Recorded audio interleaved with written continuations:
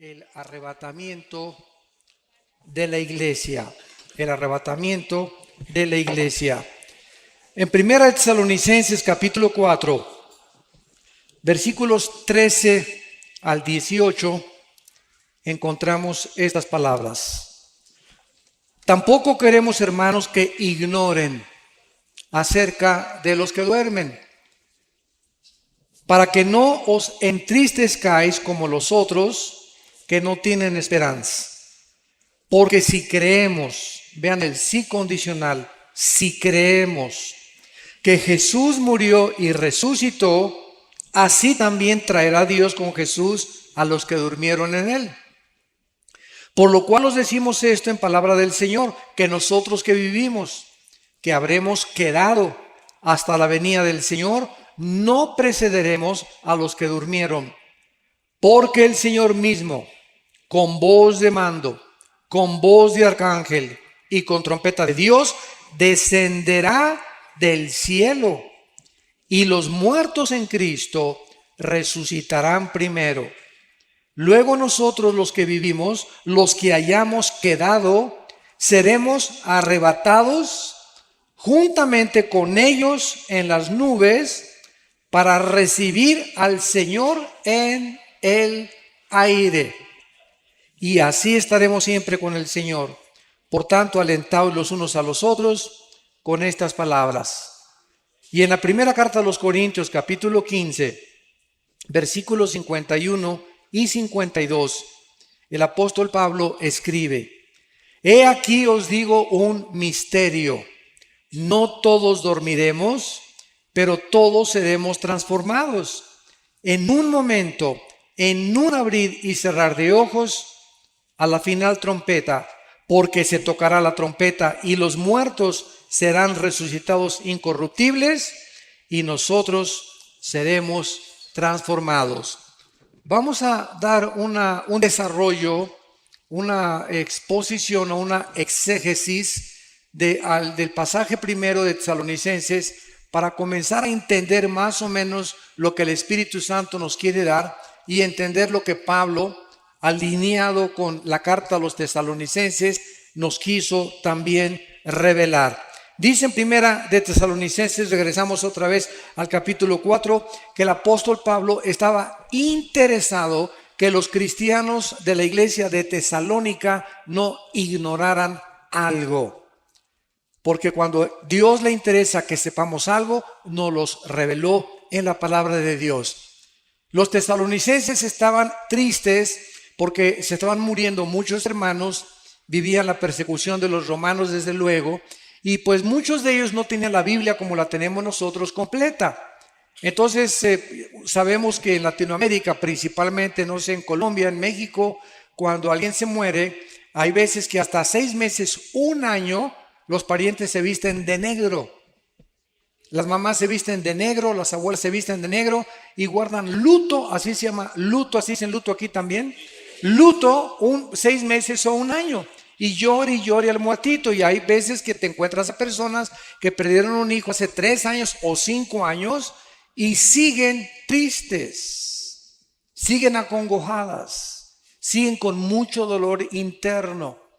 Esto no puede ser así con los hijos y las hijas de Dios. Porque si creemos ahora, si no crees en la resurrección, pues vas a seguir llorando durante 10 años. Pero cuando alguien se muere cercano a nosotros, hay una mezcla de dolor, porque somos seres humanos y es bueno llorar, es terrible no llorar, porque puede desatar una depresión peor todavía. Entonces, bueno, es sano psíquicamente llorar, pero no llorar un año, o más de 3 o 4 meses. O tal vez, ¿verdad?, de vez en cuando tienes algún recuerdo de un hijo, de una hija, de tu esposo, ex esposa y salen las lágrimas, no hay ningún problema. Pero estar constantemente en estado de tristeza es contra la salud mental, porque es terrible psicológicamente y además es una manifestación tremenda de incredulidad a la resurrección de Jesucristo. Entonces Pablo, con estos antecedentes, dice: no quiero que ignoren acerca de los que duermen. La palabra dormir, como lo vamos primero a demostrar, no significa que estamos en estado inconsciente en la muerte. Hay una secta que se llama los Testigos de Jehová. Ellos sí enseñan eso.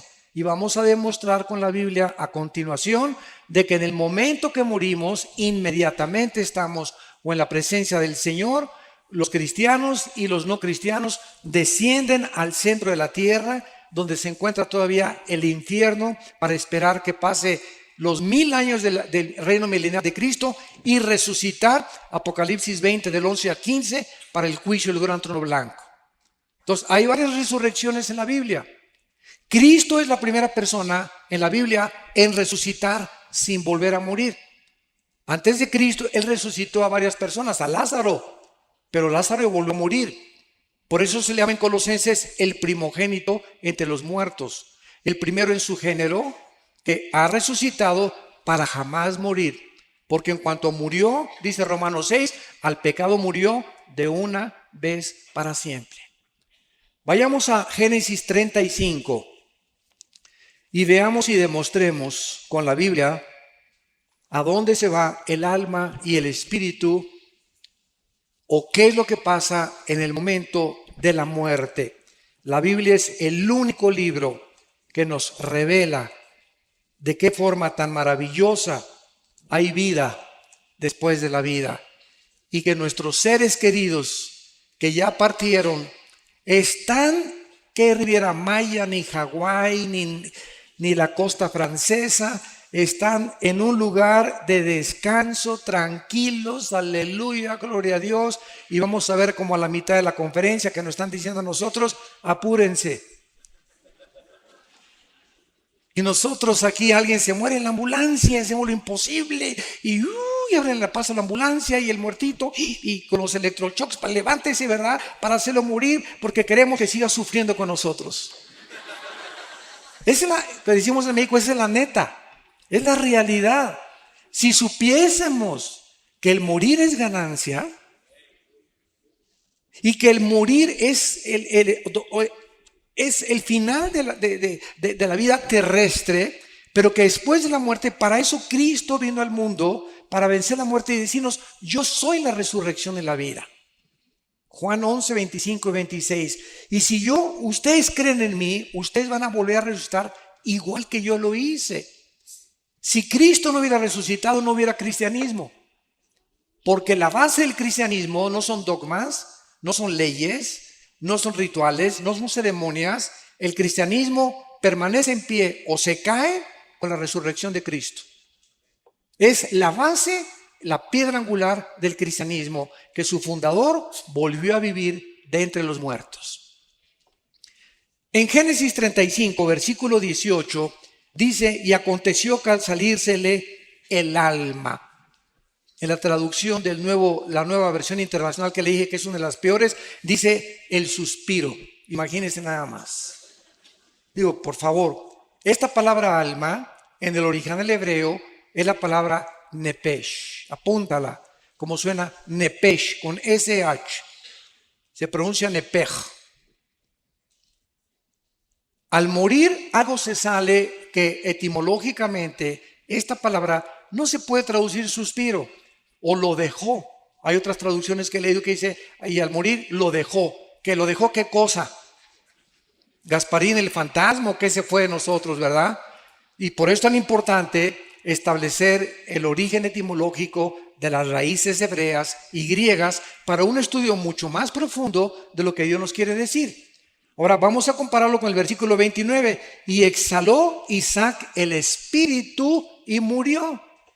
Aquí se usa otra palabra hebrea, que se escribe ruach, con R de Raúl, A-C-H, se pronuncia ruach. Por ejemplo, cuando hablamos del Espíritu Santo, el Espíritu Santo es ruach, el kadosh. El Espíritu Santo, kadosh es santo en el hebreo, y el hebreo es otra, en el griego es otra palabra. Entonces vemos que la Biblia nos muestra que si se usaron dos palabras diferentes, nepesh y ruach, para describir dos elementos que tanto Hebreos 4:12 y 1 Tesalonicenses 5:23 dicen que cuando muramos el espíritu, alma y cuerpo sean guardados irreprensibles. El Nuevo Testamento, Hebreos 4:12, la palabra de Dios es eficaz que separa el alma y el espíritu. Entonces, hay dos cosas completamente diferentes dentro de ti y dentro de mí.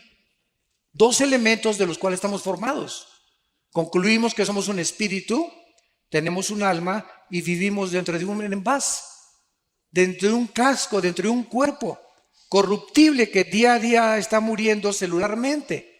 Pero dentro de nosotros, el valor de lo que está dentro de nosotros, dice en 1 Corintios, tenemos este tesoro en vasos de barro. ¿Cuál es el tesoro? El espíritu que mora dentro de nosotros. Y al morir, se sale dentro de nosotros el alma y se sale el espíritu. Ya vimos que el cuerpo lo pueden cremar o lo pueden enterrar o lo pueden hacer, acabas en la panza de un tiburón, en un avionazo o no sé cómo vayas a morir, un accidente en la carretera. Tenemos de cualquier forma que nos pintemos al otro lado.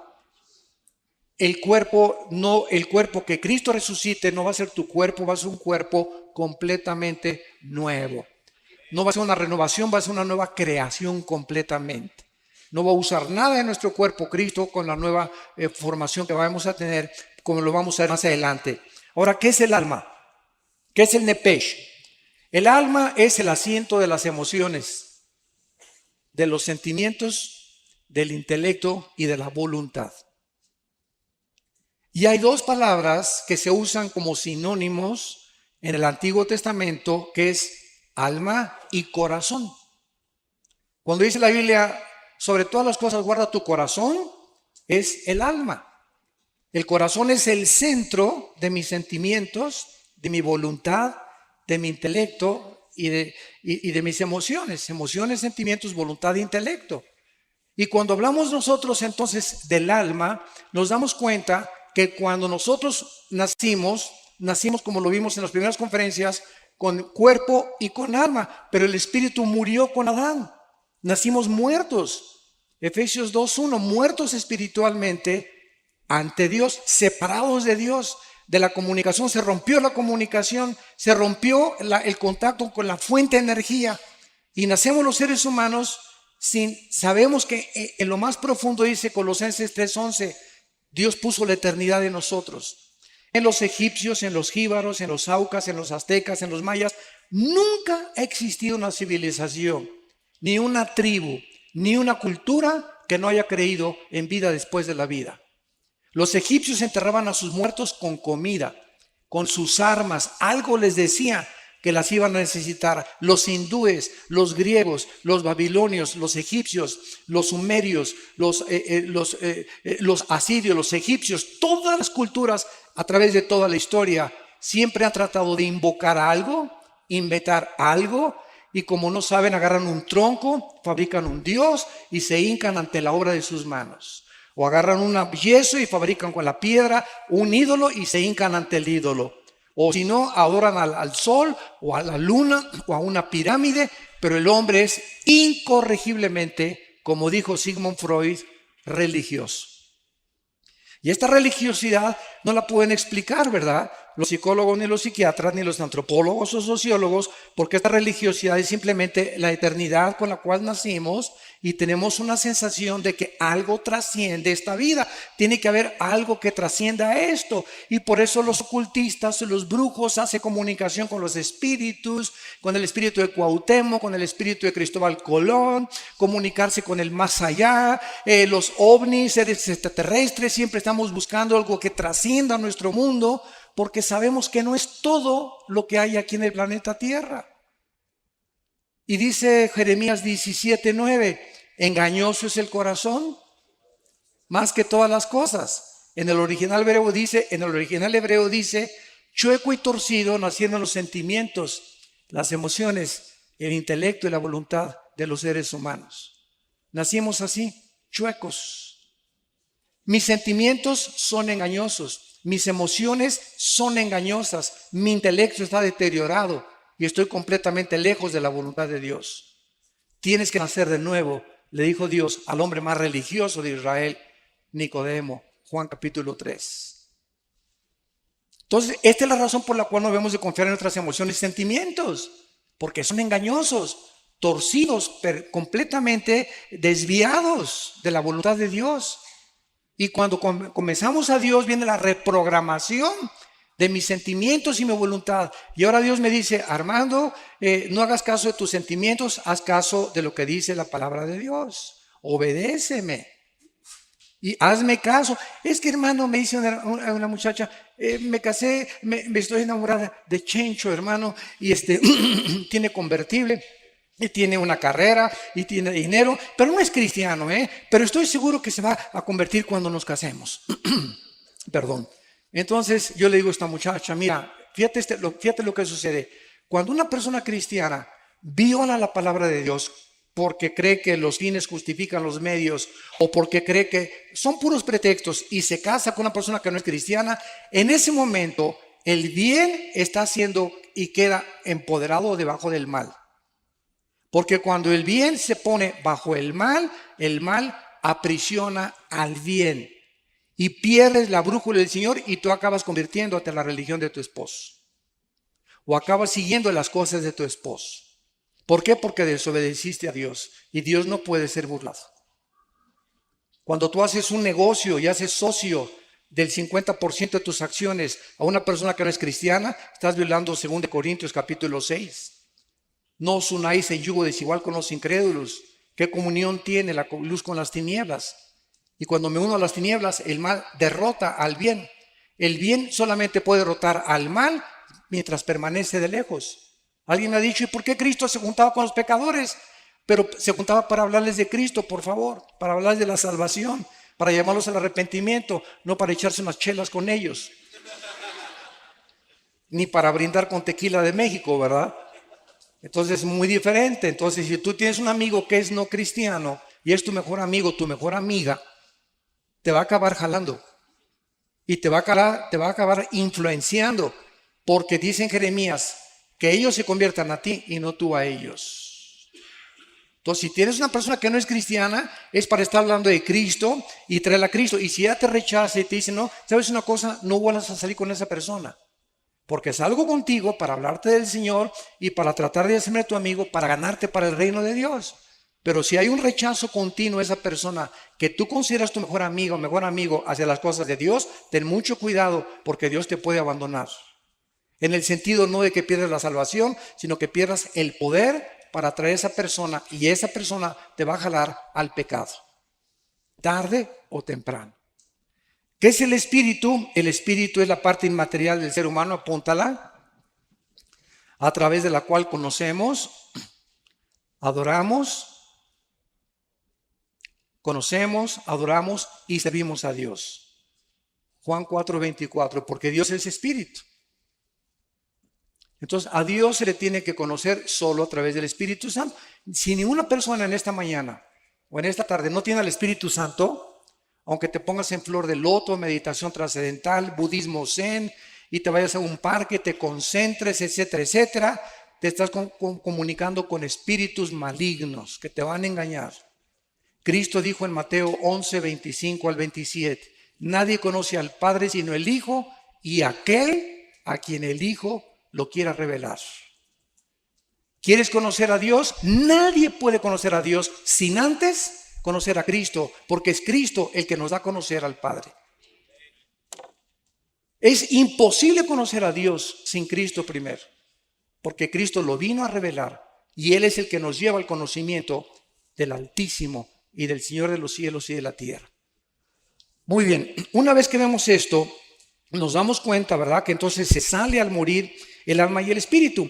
Ahora vayamos a Apocalipsis, capítulo 6, y veamos dónde están los que salieron de sus cuerpos, si están dormidos o roncando.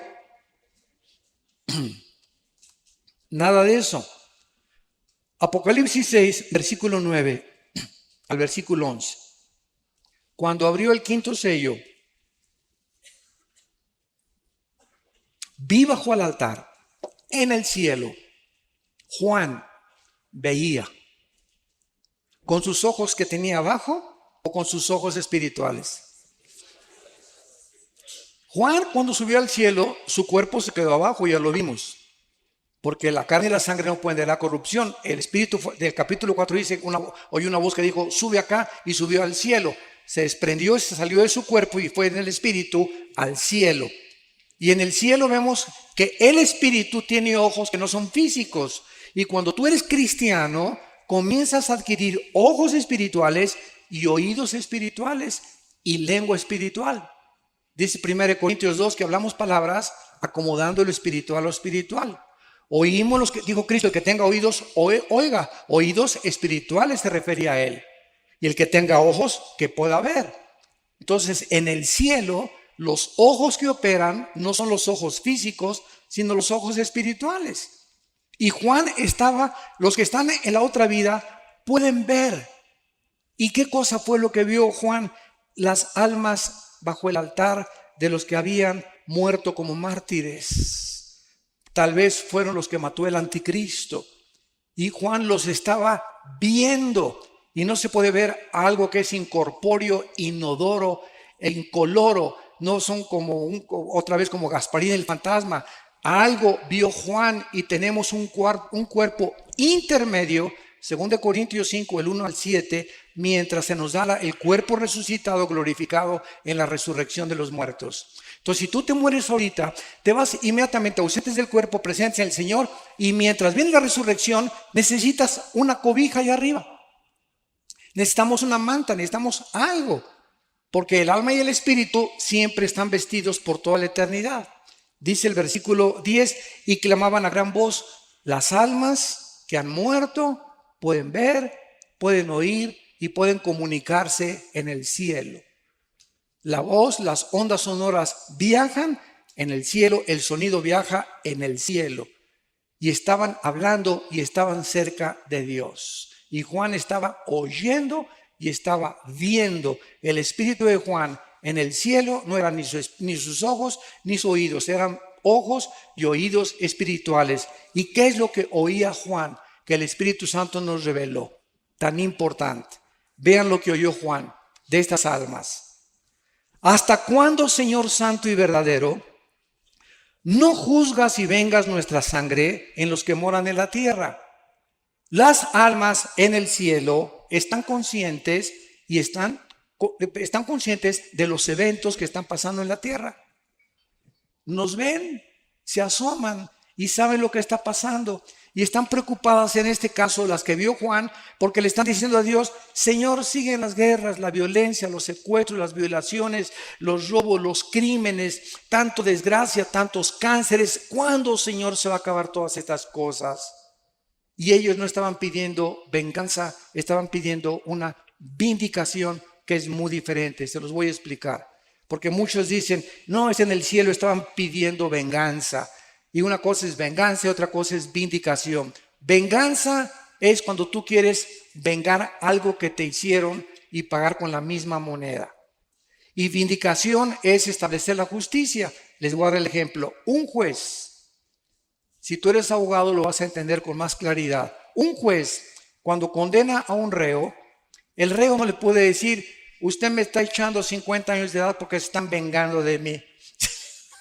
Por el amor de Dios, ¿verdad? El castigo que se te va a aplicar, pitirijas, trijas, cuijas, no es venganza, se está vindicando la justicia.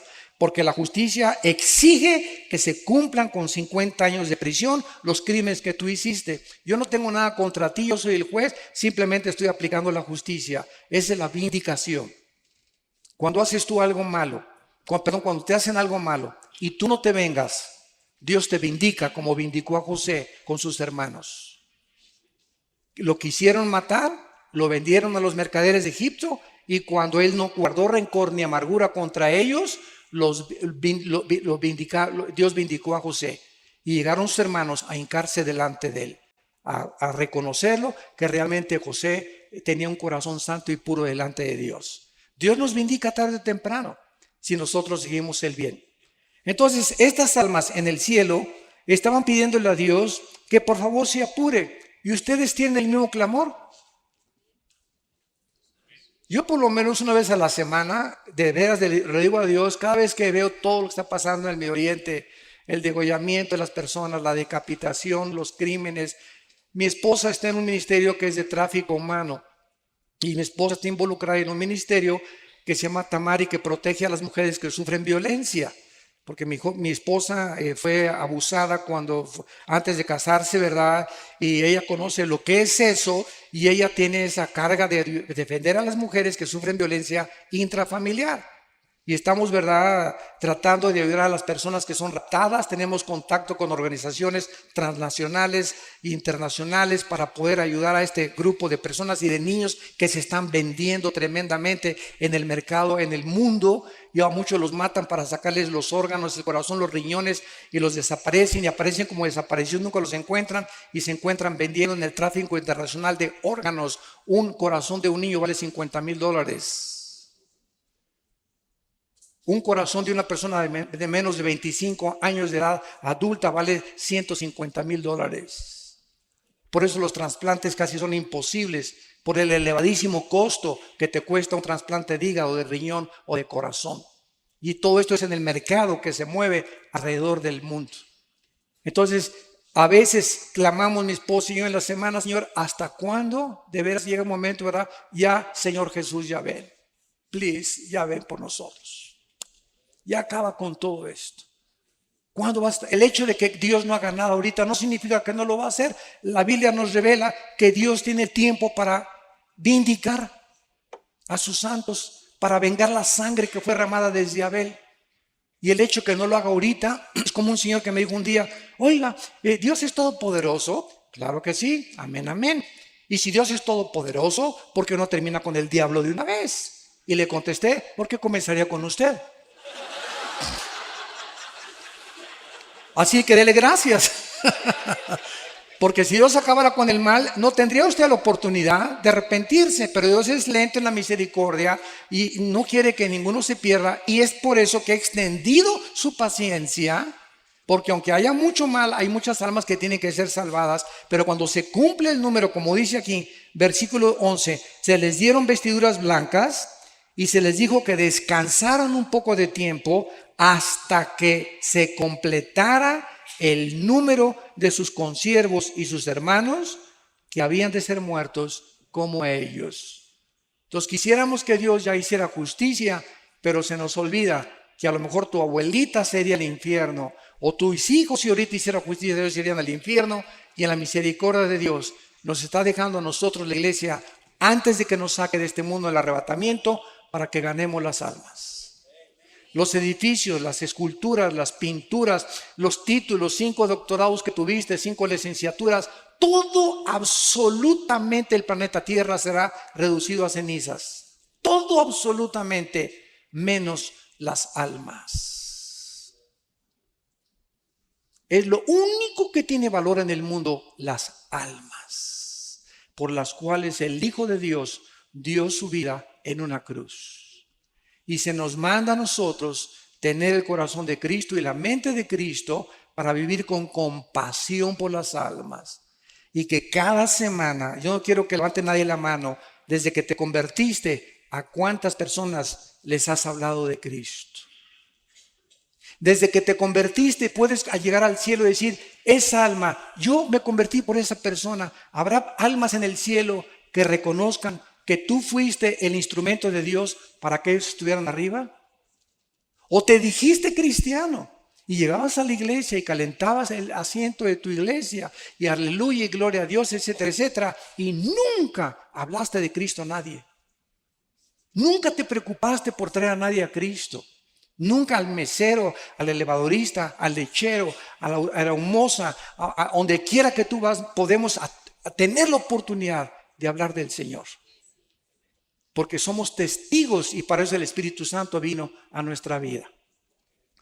Bueno, regresamos ahora a 1 Corintios, capítulo 15. Y una vez que hemos visto que después de la muerte no estamos dormidos en el sentido que estamos en un estado cataléptico e inconsciente, sino que estamos vivitos y coleando en la presencia del Señor, en el cielo inmediatamente. Dice en Corintios 15:51 el apóstol Pablo: he aquí os digo un misterio. He encontrado personas que me han dicho: Oiga, señor Alducín, es que hace 80 años o el siglo pasado el rapto de la iglesia no estaba en los libros, ni los antiguos predicadores predicaban de estas cosas. Es una nueva doctrina, así me han dicho. Es una nueva doctrina. Les digo, cabezas de melón y de calabaza. Por eso Pablo dijo, les digo un misterio. Pablo, el rapto era un misterio que no se conocía en el Antiguo Testamento.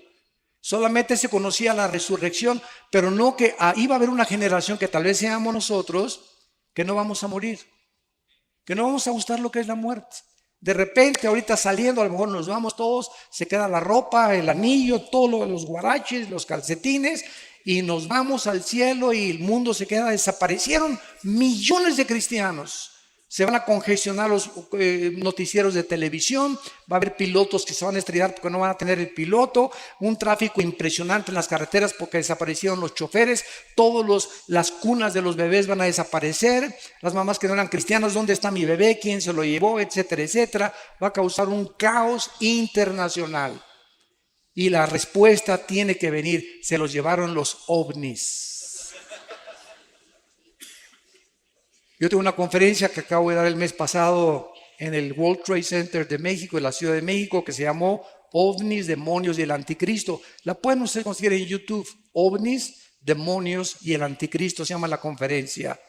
Y ahí explico claramente, ¿verdad?, que desde 1948, no es coincidencia, cuando Israel regresa, comenzaron las apariciones de los ovnis. Y para nosotros no son ovnis, son ovis. Objetos voladores identificados.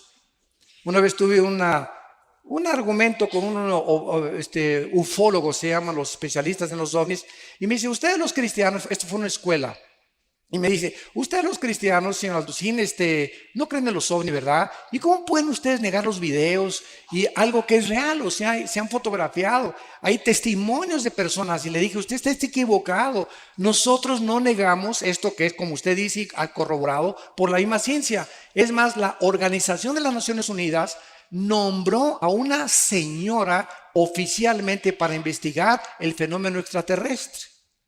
Porque la Fuerza Aérea de los Estados Unidos está convencida que es real la aparición de objetos voladores no identificados. Y le dije, nosotros no negamos que esto sea real, pero estamos seguros que los tripulantes no son marcianos ni jupiterianos, son fenómenos de la materialización de energía de los ángeles caídos, que están preparando el escenario para que cuando desaparezcamos millones de personas, el mundo puede decir, los extraterrestres los llevaron. Y cuando aparezca el anticristo, con poderes sobrenaturales, sobrehumanos, lo van a considerar un extraterrestre. ¿Y quién como él? Nadie podrá luchar contra él. Y el líder religioso que aparezca lo van a adorar como un santo porque está haciendo milagros. Porque cualquier milagro hace que las personas se hinquen sin saber que los milagros tienen el origen o satánico o de Dios. No todos los milagros vienen de Dios. Satanás tiene el poder de materializar la energía. Entonces, este misterio que Pablo está relatando nos dice, ¿cuál es el misterio? Que no todos vamos a morir, no todos vamos a dormir, sino todos seremos transformados, cambiados, en un momento. Va a ser instantáneo, en un parpadeo de los ojos. Y dice a la final trompeta, muchos han dicho que es a la final trompeta del Apocalipsis. Un error también doctrinal. ¿Por qué? Porque las trompetas del Apocalipsis son para el juicio, son de juicio. Y aquí es la trompeta para llamar a los santos a el cielo. Si nosotros estudiamos en el libro de los Números, las trompetas que se usaban en el pueblo hebreo, vamos a encontrar que se usaba un shofar, que es un cuerno de carnero. Síganme con cuidado.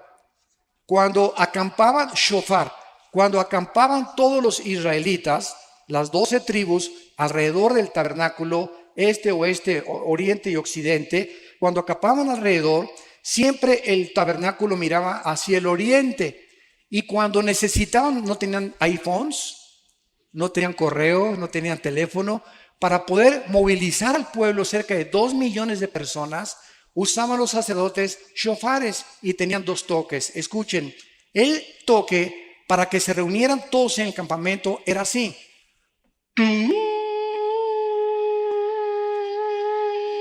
Seguido, sin parar.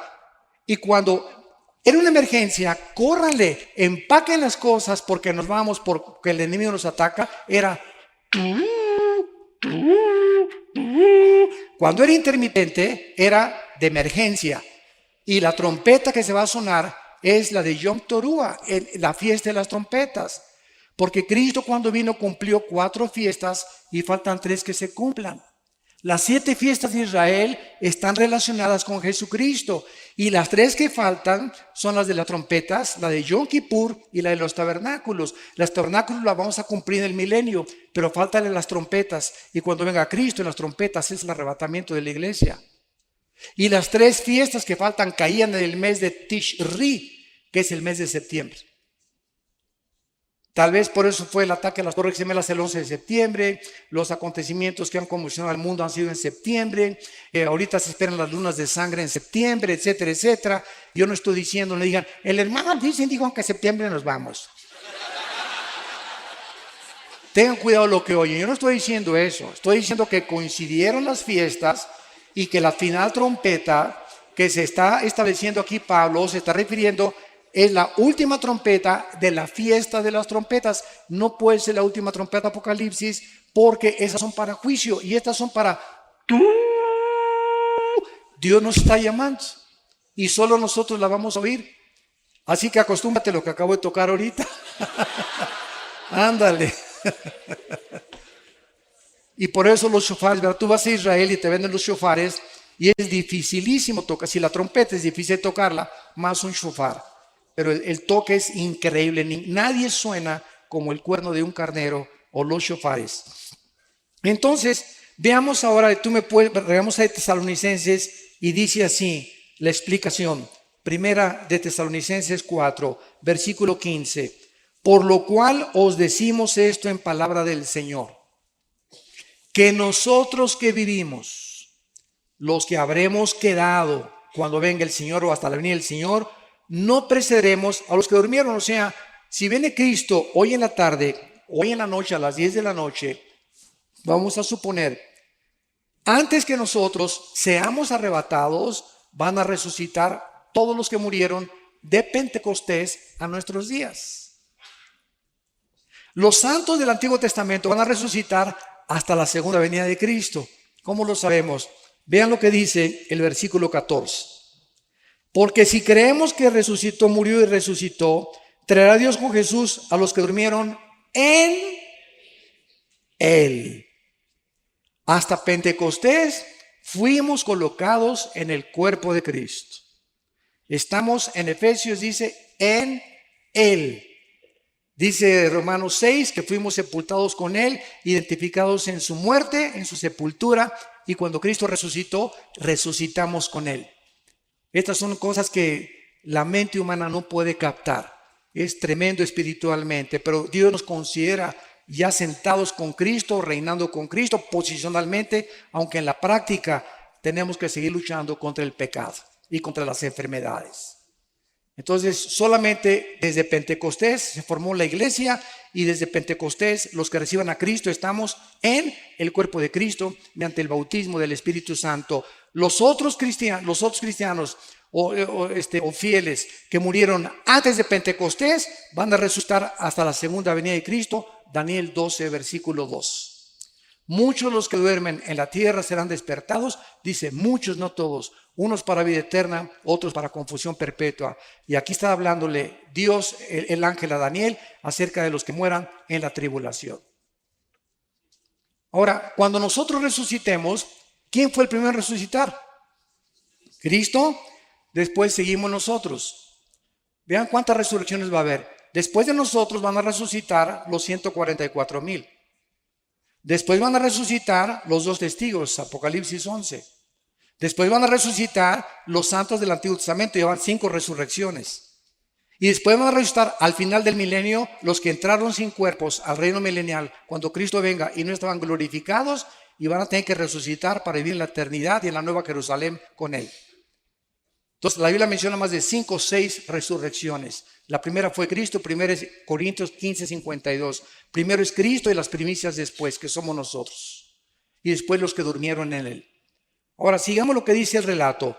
Versículo 16. Porque el Señor mismo, Cristo mismo, a todo color, en persona, físicamente, bajará del cielo. Y él bajará acompañado de Miguel, que es el jefe y comandante de todas las huestes de ángeles del cielo.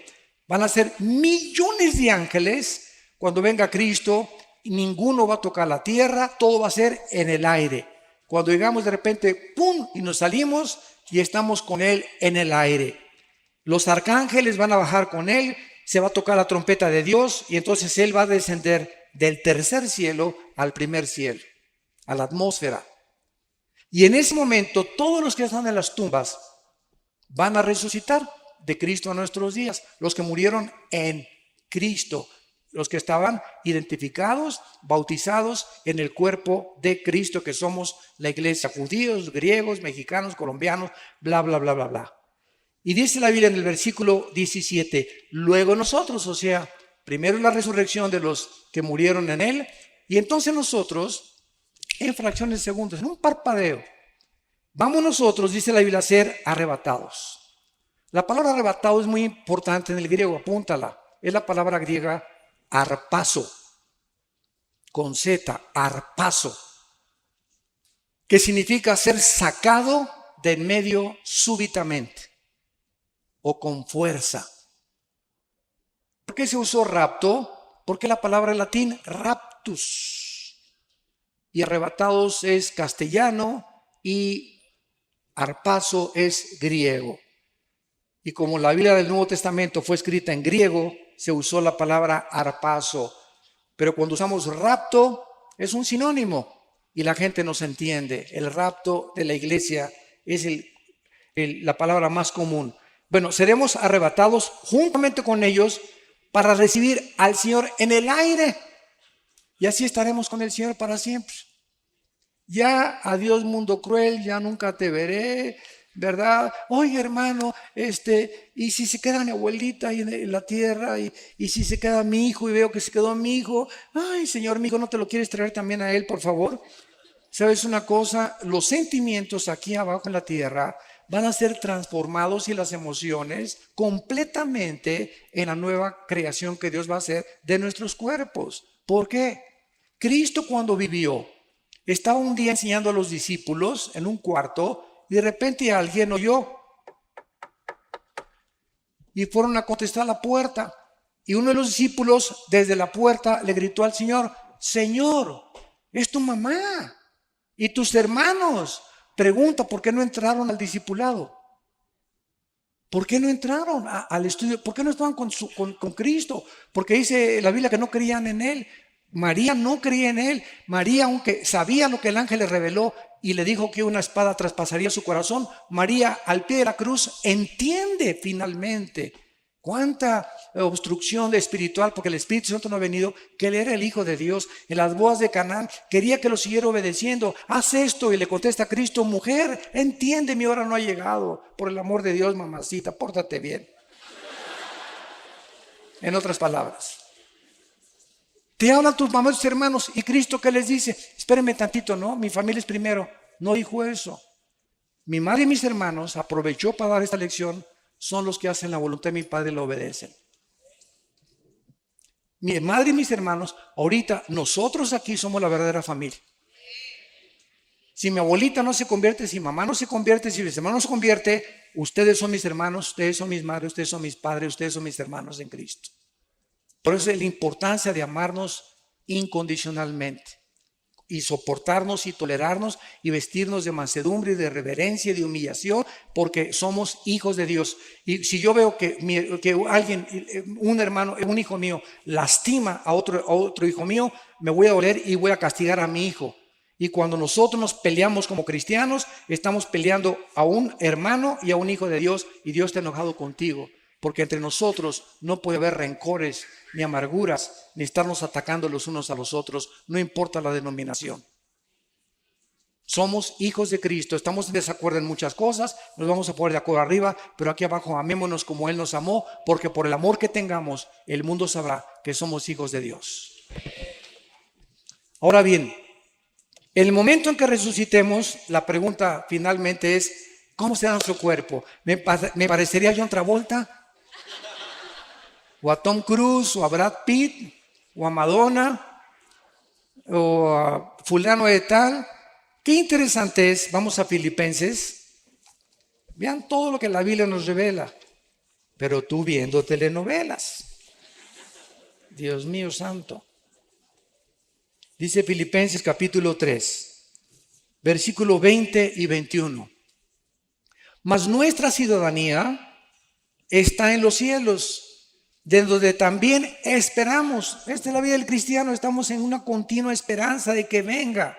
Estamos esperando al Salvador, al Señor Jesucristo, el cual transformará, o sea, cambiará completamente nuestro cuerpo de la humillación nuestra para que sea semejante, igual al cuerpo que cuando Cristo resucitó tenía después de haber muerto en la tumba en Jerusalén.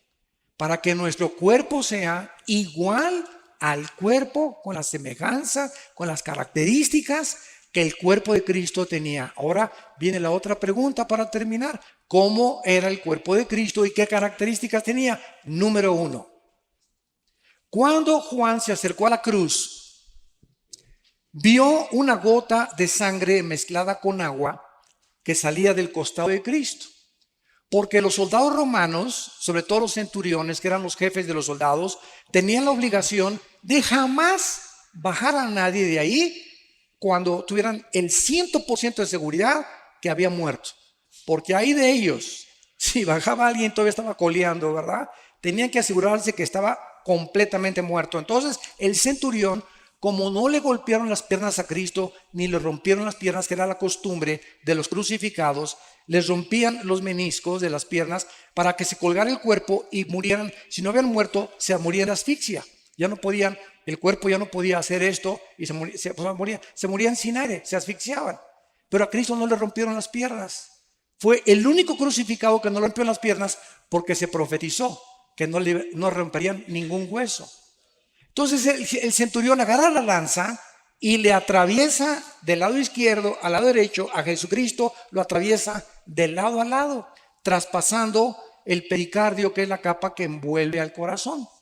Y cuando Juan se acerca y escribe hace 2000 años, señores cardiólogos que nos escuchan, ateos o escépticos, vio una gota de sangre mezclada con agua, y la cardiología moderna testifica que cuando esto se combina, el agua con la sangre, es por una rotura del pericardio, de la capa pericárdica, que es la que envuelve todo el corazón.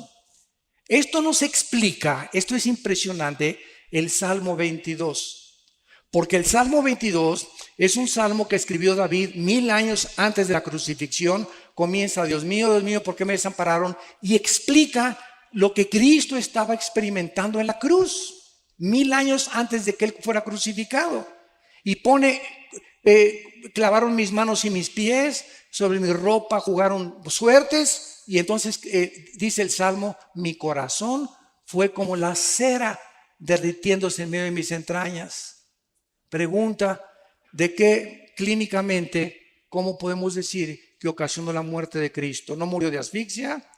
¿No murió de desangramiento? Porque cuando ya salió la sangre mezclada con agua, ya no tenía una sola gota de sangre en su cuerpo. El corazón fue como cera.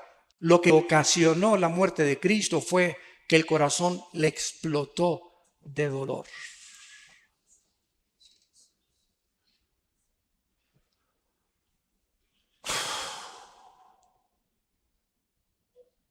Cuando nuestros pecados fueron puestos sobre su cuerpo, el santo, hecho más sublime que los cielos, no le pudo tolerar ni soportar ser separado de su Padre. Y eso fue lo que provocó su muerte física. Se hizo maldición en nuestro lugar, y lo que Él no merecía, lo hizo porque te ama. porque dio su vida por ti.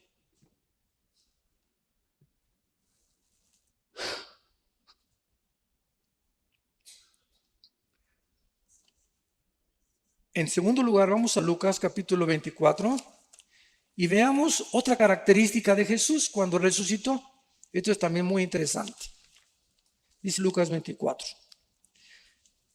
Estamos viendo nuestro cuerpo, igual al de Cristo, ya no va a funcionar con la circulación de la sangre. Ahorita nuestros cuerpos necesitan la sangre porque la vida, antes de que se descubriera la circulación de la sangre, en Levíticos 17:11, 3000 años antes de que se descubriera, señores médicos, la circulación de la sangre, la Biblia decía, la vida de la carne está en la sangre. Y es interesante que la palabra vida, ahí en Levítico 17:11, sea la palabra hebrea nepesh, que es alma. Escuchen, el alma está en la sangre. El alma se transmite en la sangre. Por eso la sangre de José no podía ser transmitida a María, porque hubiera sido un alma pecadora, la del Hijo de Dios. Dios tenía que poner el cromosoma Y en María para que el Hijo de Dios naciera sin pecado, transmitido por la infección del ser humano.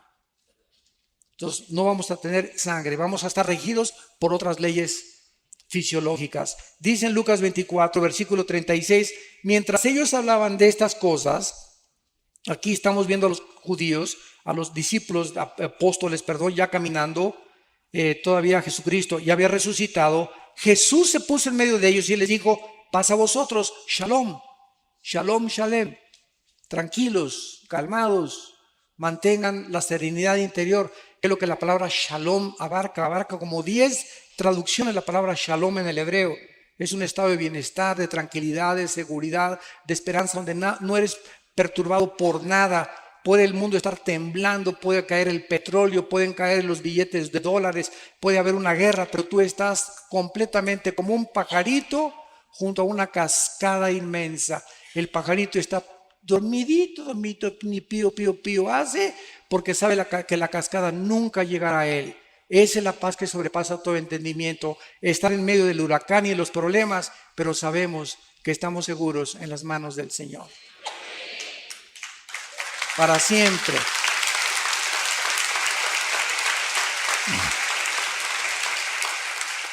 Entonces, espantados y atemorizados, pensaban que veían espíritus. Pero Él les dijo, ¿por qué están turbados y vienen a vuestro corazón estos pensamientos? Miren mis manos y mis pies, y yo mismo soy. Palpen y vean, porque un espíritu no tiene carne ni huesos, como veis que yo tengo. Y diciendo esto, les mostró las manos y los pies. Y como todavía ellos de gozo no lo creían y estaban maravillados, les dijo, ¿tienen por ahí algún guisado colombiano? La Biblia menciona casi siempre los pescados y la miel como los alimentos, el mejor alimento que puede el ser humano tener, el pescado y la miel. Y está demostrado con el tiempo, ¿verdad? Que la miel la puedes tener, nunca se echa a perder la miel. Es impenetrable por ninguna bacteria ni por ningún microbio. Bueno, haciendo a un lado esto, vemos que el cuerpo de Cristo no tenía sangre. Al mismo tiempo, el cuerpo de Cristo era un cuerpo que se materializaba y se desmaterializaba a voluntad. Podía atravesar las paredes y podía ser tocado, y tocaban algo sólido los discípulos. Y en tercer lugar, nuestros cuerpos nuevos vamos a seguir comiendo. Adán, antes de pecar, comía. Entonces, y dice en Apocalipsis 22 que habrá el árbol de la vida en la Nueva Jerusalén. ¿Por qué? ¿No se han preguntado esto? El árbol de la vida aparece en Génesis 2 y en Apocalipsis 22. Nada más, el árbol de la vida. Antes del pecado, participaban del árbol de la vida. Y después del pecado, dejaron de participar del árbol de la vida. Ahora participamos del árbol de la vida, que es una representación de Cristo. Pero cuando muramos con cuerpos ya glorificados, vamos a participar del fruto que Adán rechazó. La pregunta es ¿por qué? Porque Dios nos muestra que aún resucitados y eternos con Él, jamás seremos dioses. Siempre dependeremos de Él. Ningún ser humano será autónomo jamás en toda la eternidad y ni jamás tendremos la deidad. Porque Dios es el único que existe con el Padre y el Espíritu Santo. Entonces, esta es la cuarta. Y la última característica está en Hechos capítulo 1. Hechos capítulo 1. Dice la Biblia que ya al final, cuando ya Cristo se apareció a más de 500 personas durante cerca de 40 días en Jerusalén y los alrededores, entonces ya llegamos al momento de la ascensión, cuando ya Jesús deja el planeta Tierra y ya no vuelve a regresar, más que cuando se le aparece a Juan para que escribe el Apocalipsis. Y dice Hechos capítulo 1, versículo 9, y habiendo dicho estas cosas, viéndolo ellos, fue alzado. De repente estaban con él y de repente comenzó Jesús a violar la ley de la gravedad. La ley de la gravedad ya no operaba en el cuerpo resucitado de Cristo. Vamos a tener como cuarta característica que vamos a poder volar. No sé cuántos de ustedes han soñado que vuelan. Siempre me sorprendo con la misma respuesta. Casi la mayoría hemos soñado que volamos. Yo tengo como 3 o 4 meses que ya no sueño que vuelo. Pero por lo menos 2 o 3 años, así de repente sueño no con la capa roja, ¿verdad?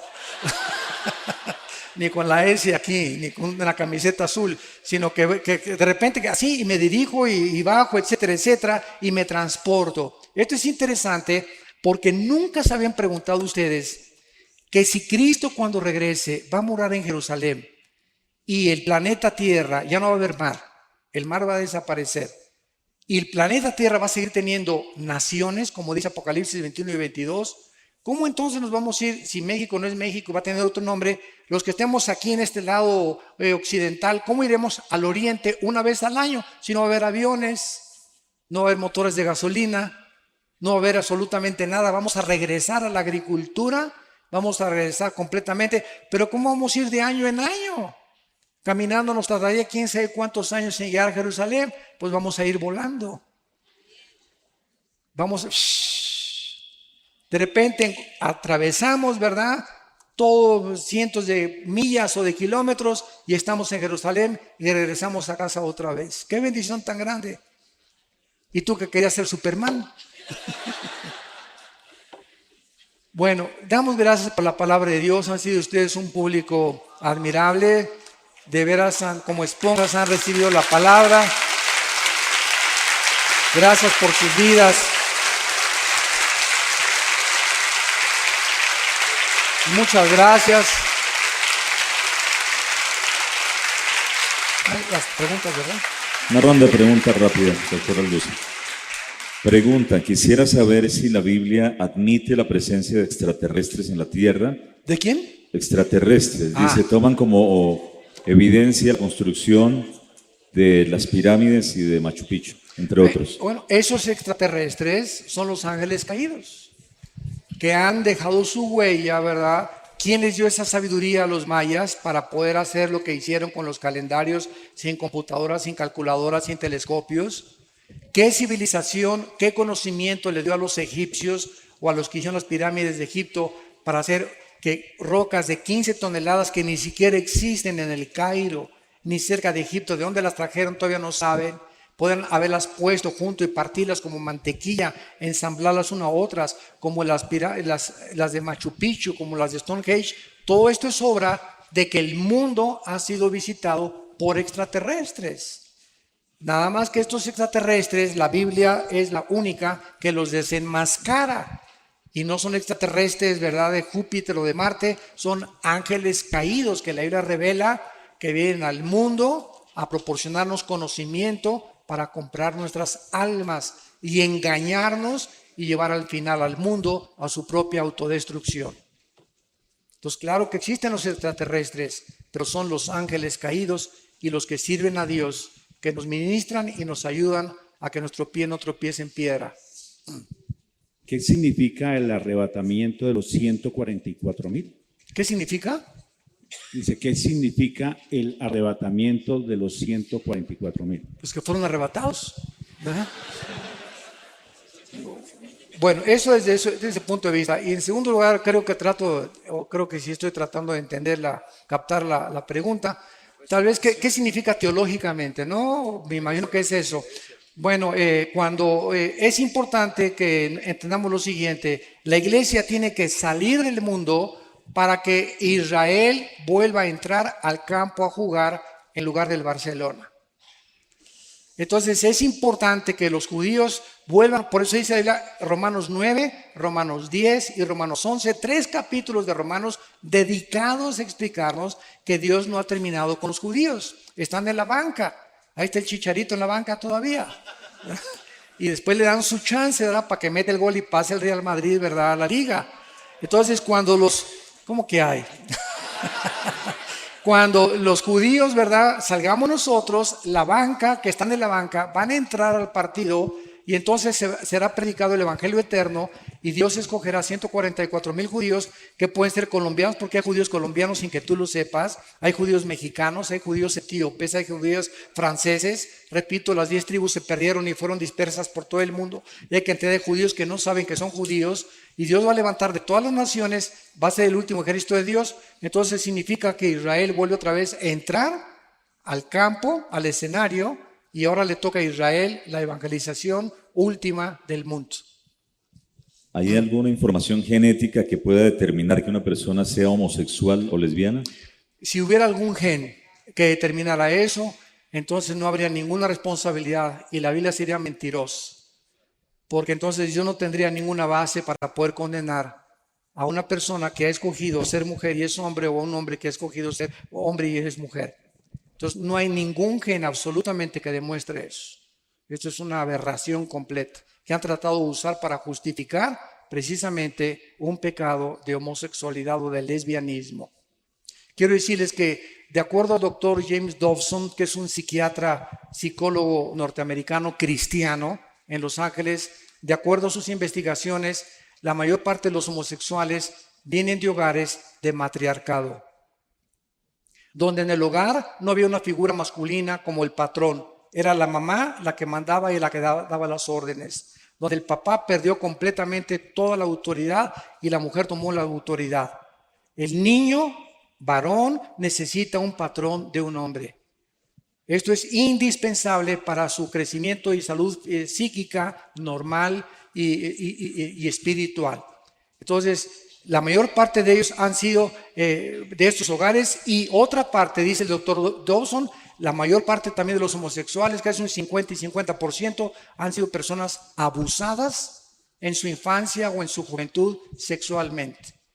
Hay muchachas que desgraciadamente tienen una experiencia sexual antes de casarse a los 14, 15 y 6 años de edad, y fue horrible esa experiencia, y entonces agarran un odio inconsciente contra los varones, y en ese momento Satanás te manda a una señora: véngase para acá, mi nena, aquí te cuido yo, etcétera, etcétera, y sin que se den cuenta comienzan a desarrollar un amor hacia las mujeres y un odio hacia los varones, y cuando se dan cuenta ya cayeron en la trampa de Satanás, y no son lesbianas porque hayan nacido, sino porque están lastimadas emocional y psíquicamente. Lo mismo con los varones.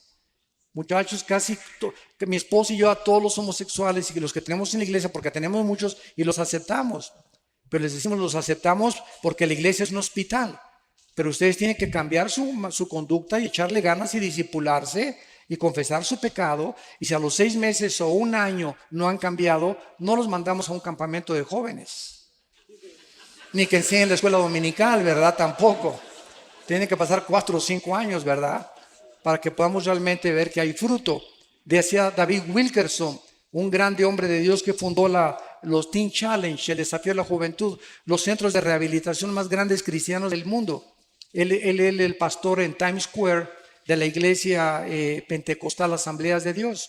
Y decía David Wilkerson que de todas las personas que ha conocido, heroinómanos, cocainómanos, marihuanos, etcétera, etcétera, el homosexual es la persona más difícil de rehabilitar, pasando los 25 años de edad.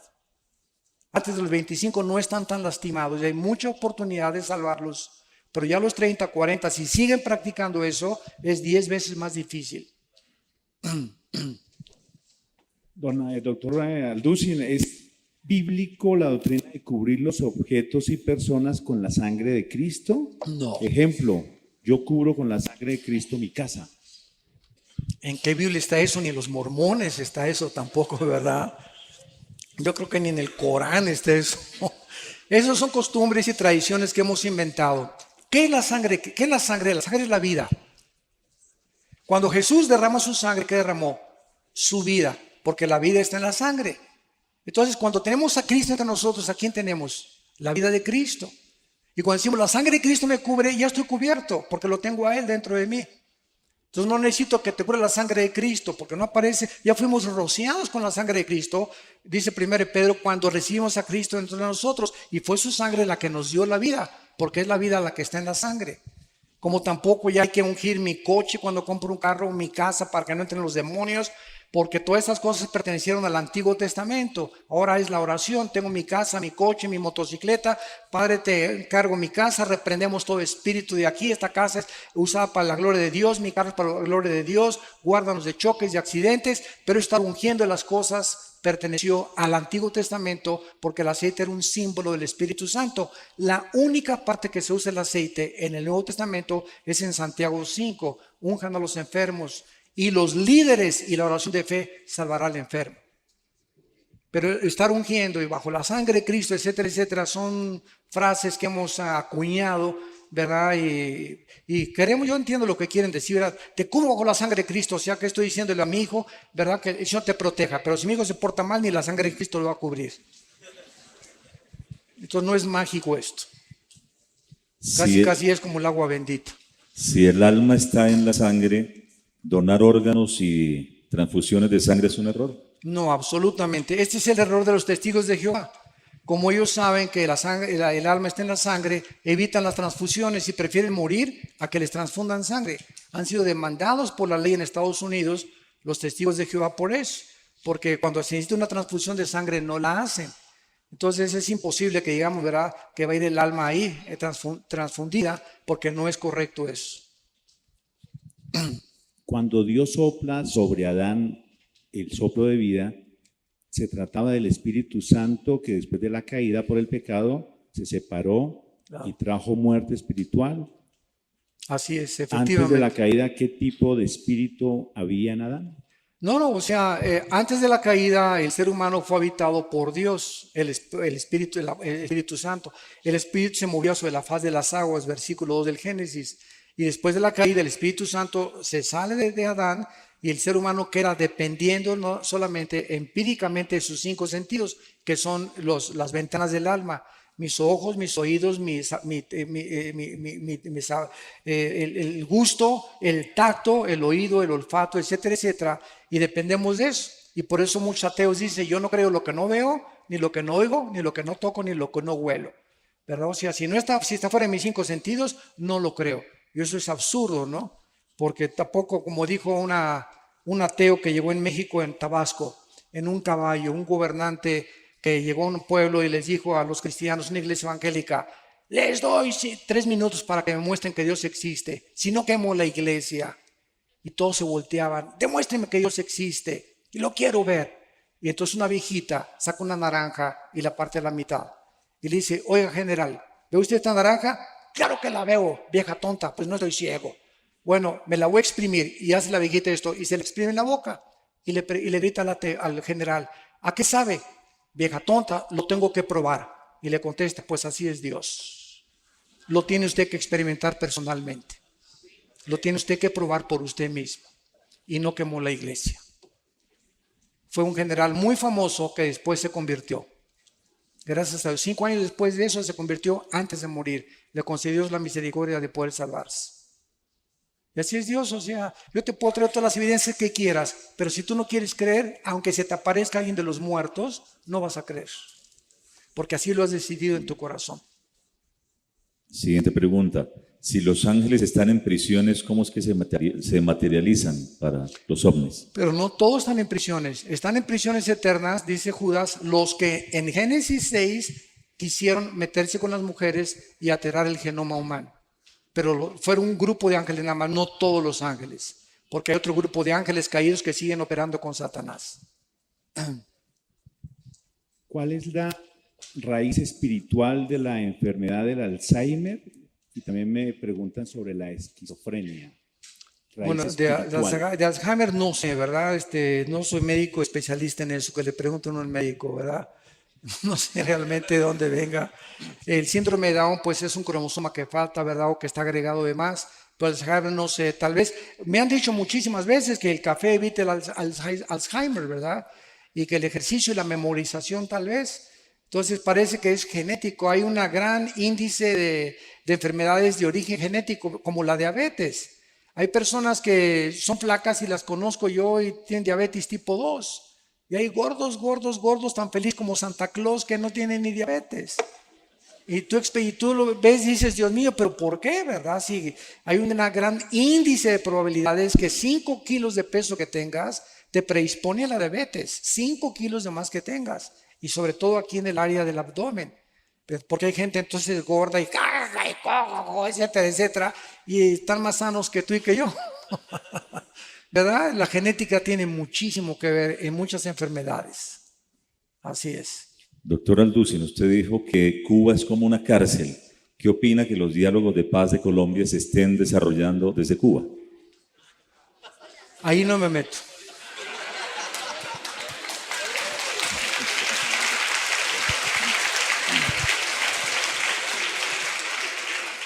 No me meto porque estoy en un país que no es mi país, no sé las intenciones del gobierno actual colombiano y no puedo juzgar así porque no estoy muy inmiscuido ni profundizado en este problema político ni con las FARC tampoco. Entonces, disculpen, no puedo opinar en algo que no tengo la suficiente información, ¿verdad?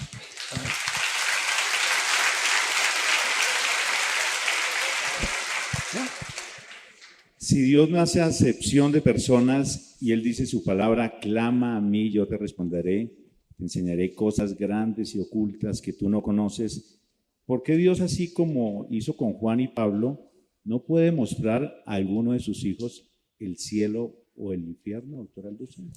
Porque Dios no está interesado otra vez, ¿verdad? Dios no está interesado, dice ahí la que lo amamos sin conocerlo en 1 de Pedro. Entonces, el justo por la fe vivirá. No es por la vista, es por lo que oímos y lo oímos por la palabra de Dios. Entonces, si nosotros vemos, ya no es fe. Pero si creemos lo que no vemos, Romanos capítulo 4, entonces verdaderamente estamos justificando que somos hijos de Dios. Porque la fe es la certeza de lo que se espera. La fe está relacionada con el futuro, con algo que no veo. Pero estoy convencido, aunque no lo vea, que viene a mí. La convicción de lo que no se ve, la certeza de lo que se espera. Entonces, si no están estos factores involucrados, no es fe. Entonces, si estamos viviendo en un mundo donde necesitamos ver, ya no estamos caminando por fe. Y el diablo es especialista en tratar de que nos salgamos del camino de la fe y que dependamos otra vez de nuestros 5 sentidos. Yo no estoy en contra de las sanidades, de que los pastores en nuestra iglesia oramos por los enfermos. Mi hermano y yo hemos liberado, como ustedes no se imaginan, a personas endemoniadas casi en último grado. Hemos oído a los demonios cómo nos han hablado y nos han maldecido, etcétera, etcétera. Es un mundo que es real, que si ustedes lo vieron y son ateos o agnósticos, se dan cuenta que esto no es una paranoia en un enfermo psiquiátrico, son entes trabajando dentro de seres humanos y de animales, y oramos por los enfermos también, pero sabemos que dentro de la soberanía de Dios, a Él le agrada sanar a unos y a otros dejarlos enfermos. Cristo nos sanó siempre a todos. En la piscina de Bethesda, ¿verdad? Sacó a uno y todos los demás siguieron ahí enfermos.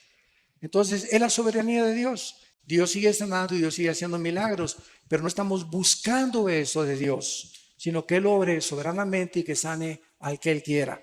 Pero siempre tenemos que orar por los enfermos, donde quiera que tengamos la oportunidad, oremos por ellos, porque Dios los puede sanar y Dios sigue haciendo milagros, pero ya no depende de nosotros. Depende de su soberanía, ¿verdad? ¿Qué opina de la Iglesia Ministerial de Jesucristo Internacional que da profecía colectiva masiva? ¿Cuál es esa? ¿La de José Luis Ramírez? ¿Que él dice que es Dios? ¿O cuál es esa? No sé cuál es. Mira, no, eso es un movimiento político. Dice que dan profecía colectiva y generalizada. ¿Pero es evangélica o dentro de qué está clasificada? Cristiana. Si es cristiana no me meto, no quiero criticar a nadie. ¿verdad? No sé nada, no estoy informado, no sé por qué oran, por qué no oran, qué profecías dan, etcétera, etcétera. Lo único que sabemos es que si alguien está profetizando lo que va a suceder, no es un profeta de Dios. Porque el profeta ya no es el que anuncia cosas futuras, sino el que habla para edificación, exhortación y consolación. 1 Corintios 14:2. Muy bien. Hay otra pregunta. Cuando se nombró al actual o se eligió al actual Papa, cayó un rayo en el Vaticano. ¿Esto fue alguna señal? Esa es de Darío. Yo le dije a mi esposa, esto no es una coincidencia, que haya exactamente caído en la cúpula de San Pedro, el momento en que esta persona estaba ahí, ¿verdad? Y ya los presagios que no es un buen presagio, desde luego eso sabemos que no es, puede ser una señal de Dios de que algo se viene más adelante o se avecina algo, ¿verdad? O que algo malo va a suceder, pero no sabemos, o sea, hacer especular. Lo único que sabemos es que no es coincidencia, fue algo real, fue algo impresionante que fuera en la mera cúpula de San Pedro, y esto desde luego que no es algo positivo, ni es algo bueno, ni una bendición, ¿verdad? Entonces no sabemos qué realmente detrás, qué se encuentra. Hay preguntas que en realidad la gente quiere escuchar una respuesta y veo que esta es de mis hermanos de Venezuela que nos acompañan hoy. ¿Cree usted que la situación que se vive en Venezuela, el socialismo y otros países que se unen al socialismo es parte de lo profético o tiene algún fin esta situación que se vive en Venezuela? Bueno, otra vez, sin querer inmiscuirme mucho en política, solamente puedo decir lo siguiente, ¿verdad? Que mientras no haya una oposición, no hay democracia. Y mientras algún gobierno no le permita a la oposición votar y expresarse libremente, se acabó la democracia. Entonces es una farsa, ¿verdad?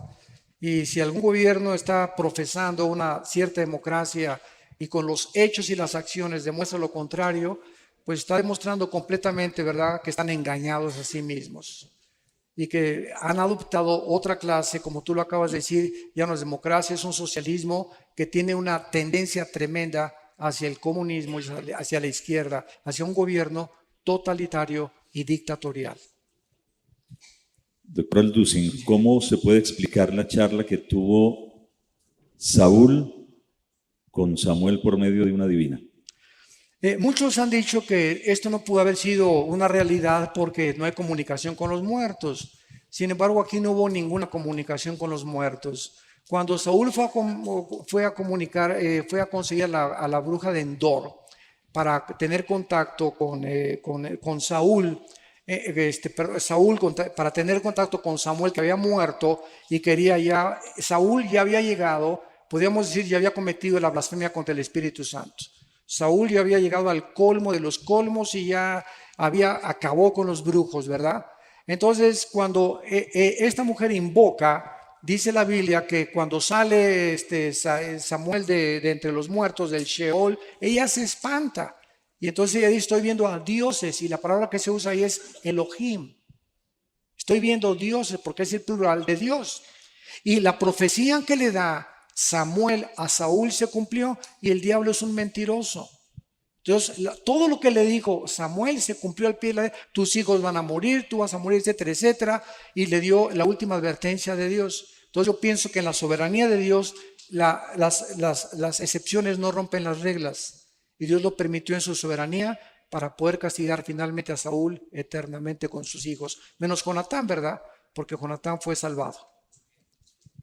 ¿Qué papel cumple el Vaticano en las profecías bíblicas? Uy, muchísimas. Ya nos da tiempo, ¿verdad? Pues lo único que sabemos, ¿verdad? Que con todo respeto, ¿verdad? Yo sé que hay muchos católicos que ya están aceptando a Cristo. La Biblia fue cerrada por el Vaticano en el año 375, cuando el emperador Constantino dice que se convierte y absorbe el cristianismo como religión oficial. Esto forma parte de la historia cristiana y lo podemos hablar. Y desde el año 375, escúchenme, hasta 1961 y 62, en el Segundo Concilio Vaticano, fue el Papa Juan XXIII, de los mejores papas que ha habido. Es el primero en que comenzó a leer la Biblia, porque se fue prohibida por más de 1800 años. Prohibida, que nadie la leyera, y la escondían del populus, de la población. Y Juan 23 abre la Biblia y comienza.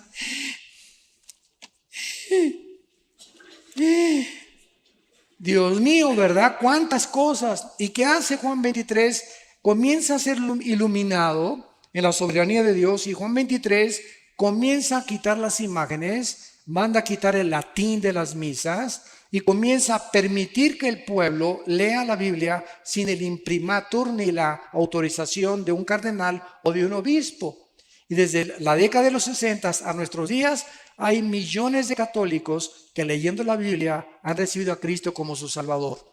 Y nos los vamos a encontrar en el cielo. Y hay muchos evangélicos que no nos los vamos a encontrar en el cielo. Aunque se llamaran evangélicos, van a estar en el infierno calientito, ¿verdad? Porque estamos llenos de personas en las iglesias evangélicas, y no por ser evangélico eres cristiano. O porque tu papá es monja, tu tía es monja, o porque tu papá es pastor, o porque tu tía es el cardenal de no sé dónde. Tienes que nacer de nuevo. Entonces, mientras tú no tengas una experiencia personal con el Hijo de Dios, tú no puedes estar seguro de tu salvación. Entonces, Dios es soberano. Ahora, claro que un católico que se convierte a Cristo tiene al Espíritu Santo y no tarda en salirse, porque Dios no nos llamó a la idolatría. Y Roma es contraria a la salvación. El mensaje que predica Roma no es el mensaje de la salvación por la gracia, es la gracia más los sacramentos, la gracia más las buenas obras. Y Roma se sigue considerando la madre de la iglesia, y fuera de Roma no hay salvación. Así que bueno, ¿verdad? Hay muchas profecías acerca del Vaticano y de la corrupción que han hecho con la palabra de Dios. Pero gracias a Dios por todos. Yo me encuentro con padres, que no les digo padres, les digo compadres, ¿verdad? En lugar de padres, sí, me siento más libre de decirles así: oye, compadre, no soy padre, no eres compadre, ven para acá, compadre. Y compartirles la palabra de Dios, ¿verdad? Una vez estuve en Guatemala, me llevaron a un convento, les cuento esto rápido, es muy bueno esto, porque me llevaron a un convento de monjitas, unos pastores, y era una madre linda, la madre superiora. Y entonces les dije, ¿qué hacen aquí encerradas, hermanas? Y se voltearon: ¿cómo que qué hacen aquí encerradas? Le digo: sí, ¿qué hacen encerradas? ¿No leen la Biblia? Sí, claro que sí, pastor. Pues dice Mateo 28, 19, 20, vayan y prediquen el Evangelio. ¿Qué hacen aquí encerradas? El diablo las ha engañado, que se queden encerradas, y si siguen encerradas, ¿cómo van a salvar las almas? Y se volteaban a ver, unas otras comenzaron a persinarse, a sacar sus estampitas. Y entonces la madre superiora me llamó a su oficina y me dijo: oiga, pastor, quiero hablar con usted. Oré con ella y recibió a Cristo. Dice: nunca lo habíamos considerado. Le dije: es la trampa más grande de los monasterios y los conventos. Dios no quiere que nos encerremos. Si nos encerramos, ¿cómo vamos a ganar las almas? Él dijo: vayan y prediquen el Evangelio a toda criatura. Y el diablo los encierra para contradecir las órdenes de Jesucristo. Y eso fue lo que les movió el tapete, para poder entender que estaban engañadas. Yo no sé dos más se han últimas preguntas, convertido, doctor ¿verdad? Alducin. Sí. Dice, ya las dos últimas, terminamos. Luego de la resurrección nos encontraremos con nuestra familia. ¿La reconoceremos? ¿Que si vamos a reconocer? No, que si nos encontraremos en el cielo con las familias y si las podremos reconocer. Bueno, cuando Cristo llama en Mateo 17 a Juan, Santiago y Jacobo para que se transfigurara enfrente de ellos, apareció junto a Cristo Elías y Moisés. ¿Se acuerdan de este pasaje? Y los apóstoles pues no había más Polaroid, no había fotografía, nadie había retratos de Elías ni de Moisés. Sin embargo, los apóstoles los reconocieron, Moisés y Elías. Y estaban los dos hablando con Jesucristo. Y estaban tan emocionados, ¿verdad?, que ya Pedro quería hacer un tabernáculo para quedarse a dormir ahí. Y pues ya quedarse ahí, ¿verdad? Entonces nosotros vemos que la pregunta es: ¿cómo los pudieron reconocer no habiendo ningún registro de Moisés ni de Elías físicamente? Y la respuesta es que el conocimiento espiritual se llama intuitivo. Entonces, por ejemplo, cuando Pedro en el capítulo 5 de los Hechos llega a Ananías y Zafira, pregunta, ¿quién le dijo a Pedro que habían robado a Dios? ¿Quién le dijo? Pedro no tenía cámaras fotográficas, ni inspectores, ni satélites para estar inspeccionando la casa de todos los cristianos. Y al llegar a Ananías, dijo, ¿por qué vendiste esta heredad en tanto? ¿Por qué me vienes a engañar a mí? Estás engañando al Espíritu Santo. Y viene Zafira, la esposa, y caen muertos, y gran temor cubre a la iglesia. ¿Qué quiero decir yo? Que cuando vayamos al cielo, vamos a saber, ahí está Adán. Nunca, yo no sé ni cómo fue Adán, pero va a haber un conocimiento intuitivo, espiritual, que me va a decir, ahí ese es Pedro, ese es Adán, ahí está Moisés. Y ese conocimiento intuitivo lo estamos comenzando a experimentar ya aquí en esta tierra, como lo experimentó Pedro. Yo les digo una cosa muy sincera, sin ganas de gloriarme. Hay mucha gente a la que yo veo y siento en mi espíritu cómo son realmente en la realidad. Y siento, ¿verdad? Este es un hipócrita, lo que me está diciendo no es verdad, o esta persona oculta algo, o hay veces que veo personas con una mirada velada. O sea, yo le digo a mi esposa, ¿te acuerdas la pareja que conocimos hoy? Él oculta algo. Él no es como es, no es una persona sincera, tiene una vida doble. No sé qué sea, pero no es una persona transparente, porque la lámpara del cuerpo son los ojos. Es un conocimiento intuitivo que no se obtiene a través de leer ni de investigar, sino se siente en el espíritu.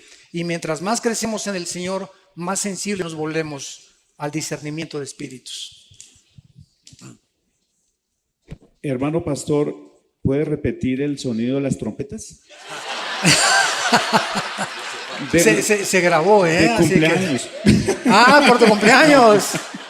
No es broma, no es broma. Es muy bromista, y yo lo llamo y le digo apóstol y me dice ¿qué hubo, querubín? Apóstol de ¿Qué apóstoles. tanto? Exacto, que el tema de la apostolitis, así rápido, rápido. No acabamos aquí ahorita con eso. No, un resumen. ¿Cuánto hay de tiempo? 2 minutos. ¿Sí?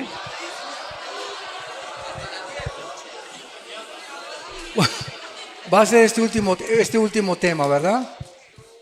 En el año 2001, un pastor, y todo esto lo puedo decir porque es público, ¿verdad? Entonces aquí no hay nada así de ni lastimar susceptibilidades, ni mucho menos.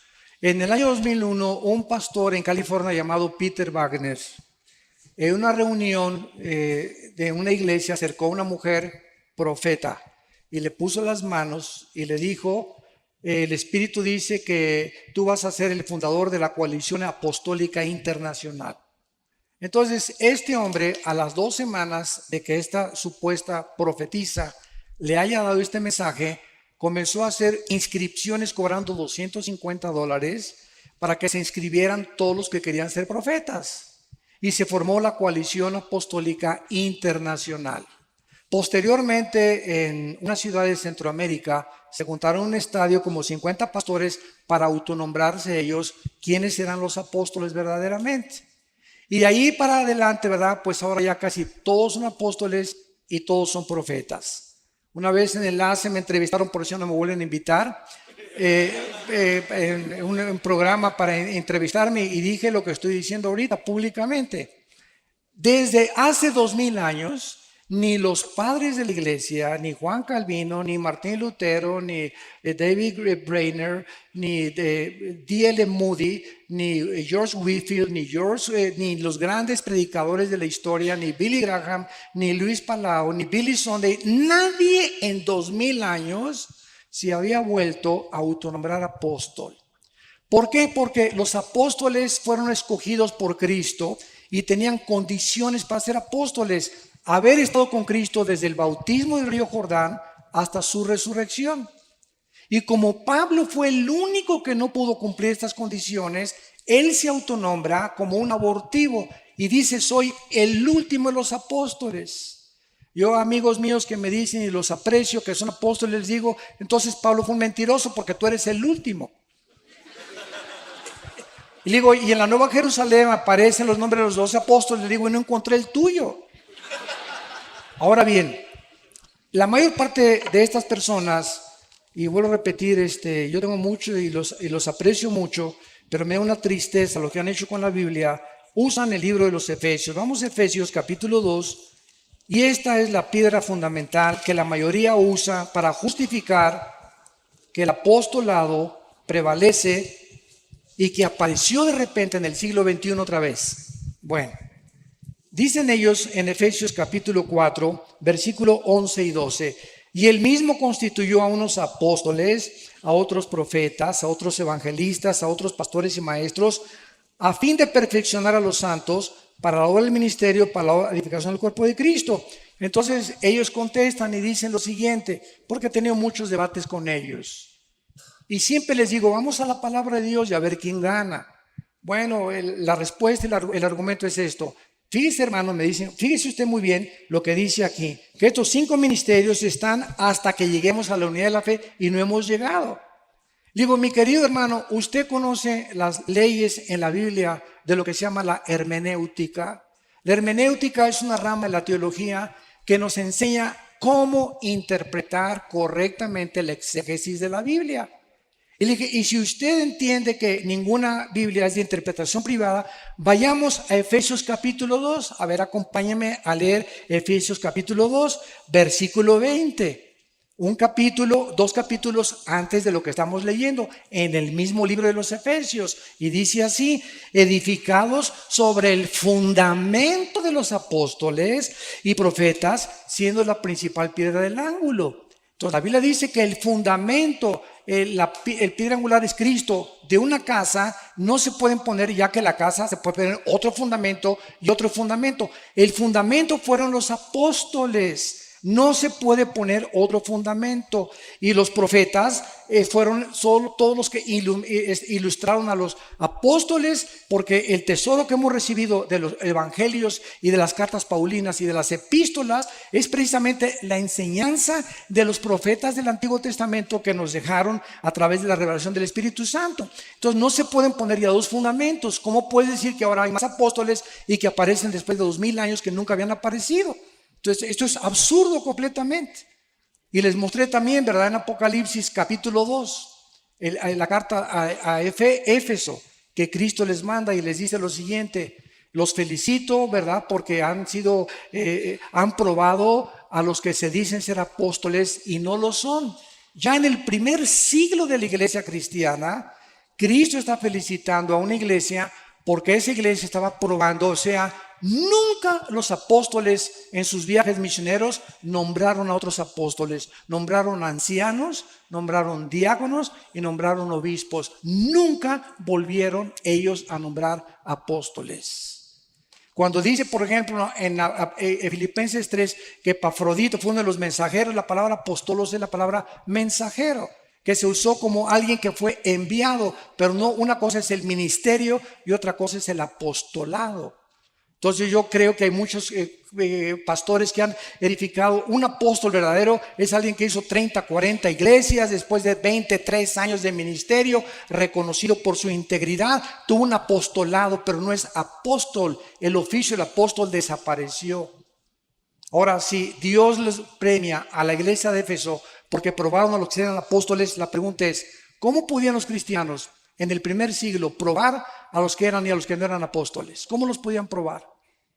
Si no era porque no había ya intención que hubiera sucesión apostólica. Los únicos que tienen sucesión apostólica es Roma y una secta que se llama la Luz del Mundo. Son las únicas sectas que tienen y nombran apóstoles. Y ahora en la época de la apostasía de la iglesia, en el siglo XXI, surgen los nuevos apóstoles. Virgen de la Macarena. Pastor, Bíblicamente no se puede ni sostener esto. Es imposible. por favor, Sí, una oración por Colombia, una oración por los hermanos que viajan ahora, por favor. claro que sí. Los que viajan a otros países salen ahora ya. Con mucho gusto. Será un Alejandro, esfuerzo. le voy a pedir a mi hermano, Alex, si puedes orar por las personas que van a salir de viaje por Colombia. Nos ponemos de pie para orar esta oración y Claro, despedirnos. hermanos, vamos a ponernos de pie. Tome de la mano a su esposa o a su hermana que viene, algún familiar. Tómese de la mano y le damos muchas gracias al Señor por la obra del Señor en Colombia. Agradecemos a todos ustedes su atención, su apoyo, sus oraciones. Gracias por invitarnos. Venimos con mucho gusto, sobre todo mi hermano Armando, a compartir. Venimos solamente de apoyo, acompañándole. Y nos ha dado también mucho gusto ver a muchos alumnos del ITI que tenemos aquí en Colombia.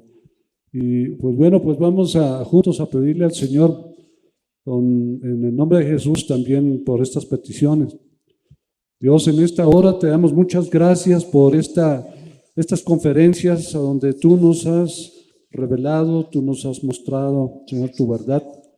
Señor, tu verdad es la que nos permite conocerte mejor. Tenemos un anhelo de proseguir, Señor, en esta obra.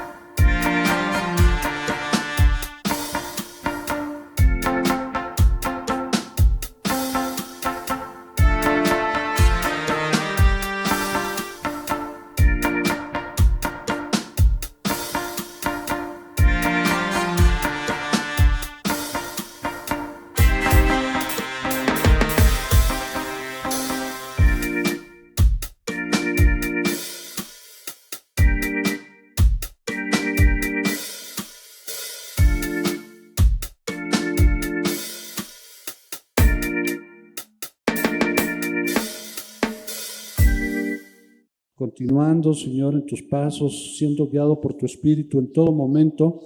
Te damos muchas gracias por los pastores, sus familias, los líderes que han estado también en estas reuniones. Bendecimos a cada uno de los que también han participado. Esperamos, Señor, que tú continúes esta obra de acuerdo a tu promesa, que el que comenzó en vosotros la buena obra, la perfeccionará hasta el fin. Te damos muchas gracias por los organizadores, por cada participante, todos los edecanes, Señor, todos los músicos, todos los sugieres, todos los que tuvieron ministerios, Señor, en los libros, en la manera que ayudaron, apoyaron, lo hicieron para ti. Muchas gracias por sus vidas. Muchas gracias por Oscar, su equipo, Señor, por nuestro hermano David, todos los que participaron, que lo hicieron con todo su corazón. Te damos gracias por sus vidas, gracias por todos los que vienen de fuera, de otros países, de otras ciudades. Señor, pedimos que su salida, Señor, también haya bendición, que los protejas de todo mal, que lleguen con bien a sus casas, que en sus casas los puedan recibir también con el gozo de tu Espíritu Santo. Pedimos, Señor, que sigas bendiciendo la vida y el ministerio de hermano Armando, su familia, Marta, sus hijos. Muchas gracias porque les has levantado, Señor, para usarles y edificar tu pueblo. Bendecimos tu obra, Señor, a través de ellos, y te pedimos que tú sigas permitiendo que Colombia siga abierto a tu palabra, que sigas tocando, Señor, al presidente, a su familia, cada gobernador, cada persona que está en eminencia. Rogamos por ellos, por los jefes de policía, que tú sigas tocando, Señor, al pueblo, para que se vuelvan a un encuentro personal, real, verdadero con tu Hijo Jesucristo. Esta noche podemos agradecerte, Padre, por ser tan bueno con nosotros. Gracias por haber provisto para poder estar en este tiempo juntos. Señor, te alabamos, te glorificamos. Dígale unas palabras usted mismo a Dios de agradecimiento. Pídale por su necesidad en este momento. Te pedimos por nuestra esposa, nuestros hijos, nuestra familia. Guárdanos en esta unión en ti, Señor. Te bendecimos y te glorificamos a ti, el único Dios verdadero, y a tu Hijo Jesucristo, el que tú enviaste para morir en la cruz por nosotros. Muchas gracias, te bendecimos. Señor, permítenos seguir teniendo más reuniones como estas en Colombia y en otras ciudades de este país hermoso. Bendice a Colombia con el poder de tu Espíritu. Te lo pedimos en el nombre de Jesús, tu Hijo. Amén y amén. Muchas gracias. Amén. Gracias a Dios.